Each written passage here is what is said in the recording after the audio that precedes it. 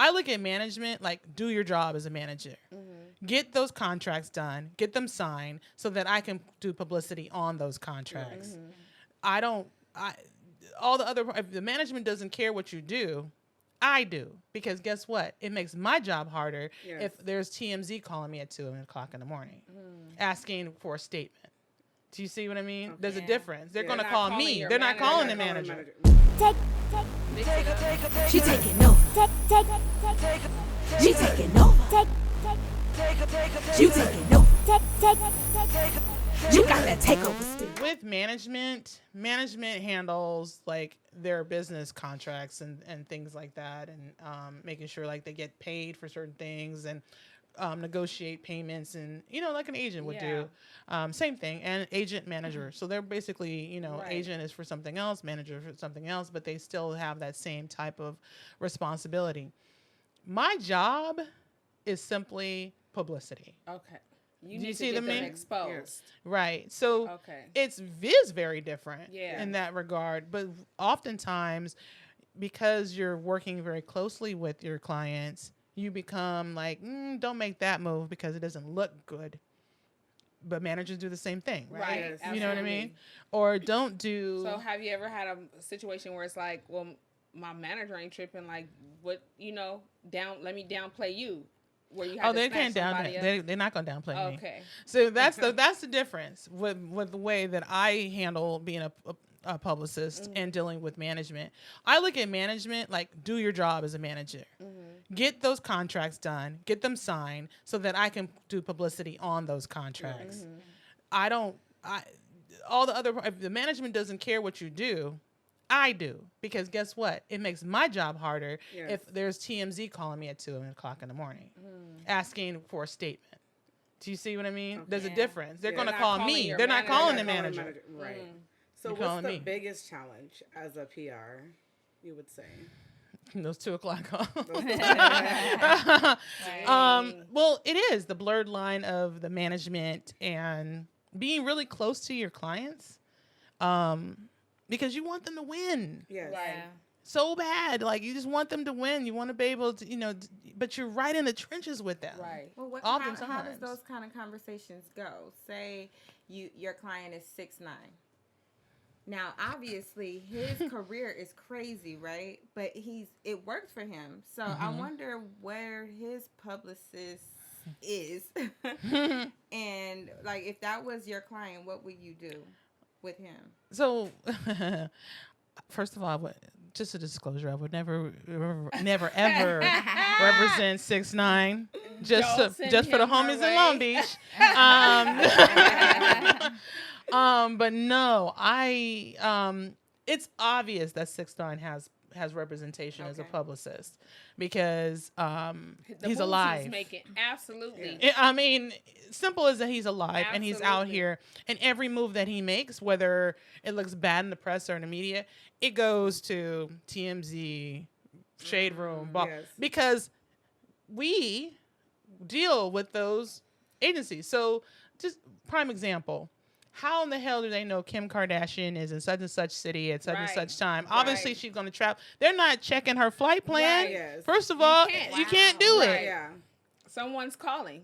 And it's the publicist. Absolutely. It's the publicist calling, and it's Kris Jenner calling the publicist like, hey, I'll be over here. So, Oh, wow. it's a game. So looking busted. management to like you said earlier, management, boom. Yes. Public relations, boom. Yes.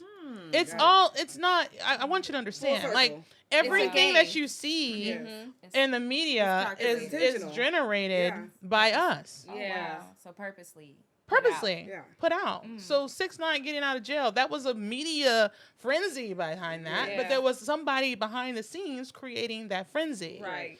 Whenever there's some situations where they pick up stories, but it's the publicist that's calling like, hey, I need you to do a story on such and such. And it's the TMZ has, when I go to events, TMZ is like, hey, so here's a business card.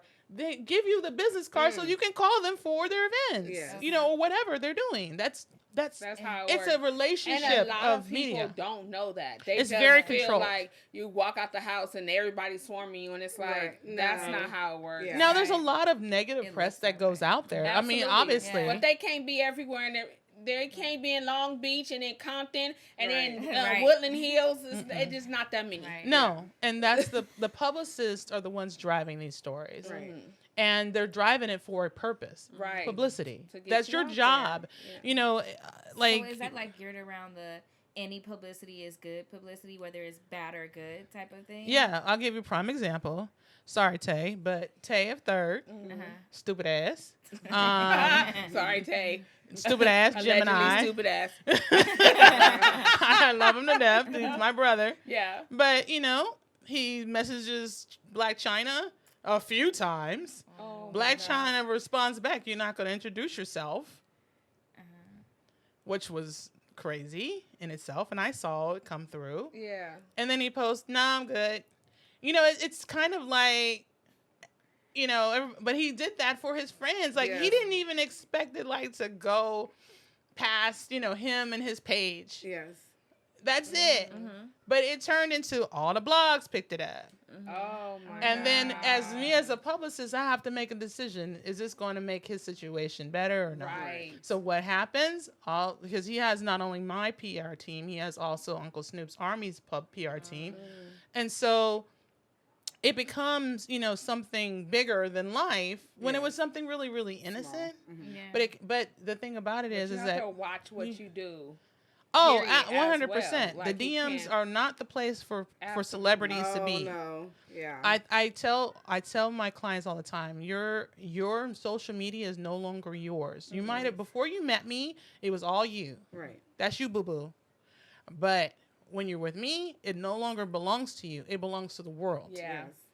And so you have to think of it as a business tool, and whatever you put into it, people are going to see it. Oh, yeah. And they're going to gonna take it and run with it, and respond. you'll be on media takeout tomorrow morning. Yeah. So, And I have nothing to do with that because I don't what do you call have to media say takeout. about people who feel like they can do this business without representation, like a publicist? I'm an independent artist. I'm just gonna go sell my tape out the car because it worked for Peter.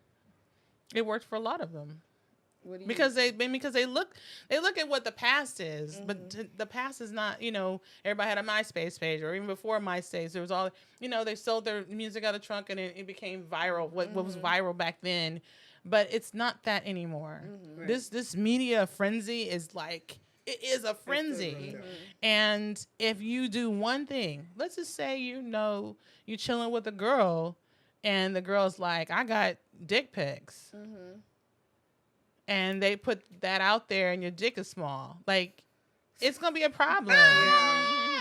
It's going to be a real problem, right? So now everybody and their mama knows what you look like down under. And you can't deny it because you got a tattoo right here. Listen, yeah. And so it's dealing with that as So an do you independent find artist. independent artists that go through that and They they run can't- to you trying to get the damage control when they should have had you before? Exactly. Yeah. And so they can't do damage control on their own No. because they're not calling TMZ. Yeah. They're not calling, you know, the Shade Room. They're not calling they're not calling any of that because they don't have those contacts. That is our job. Yeah. So you can do what you want to do. If you fight somebody, or if you have a girlfriend that is mad at you and pulling out your receipts from your bank account, or saying this and that and the third, it can come back to bite you.